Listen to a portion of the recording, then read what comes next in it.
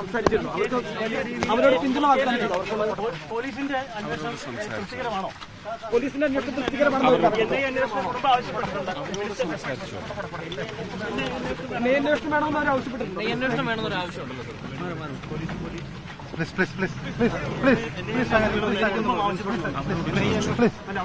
അന്വേഷണം വേണമെന്നാണ് അവർ ആവശ്യപ്പെടുന്നത്. ഈ വിഷയത്തിൽ ഒരു കേന്ദ്ര സർക്കാരിന്റെ ഇടപെടലുണ്ടാവും. സർക്കാരിന്റെ ഇടപെടുന്നുണ്ടാവും.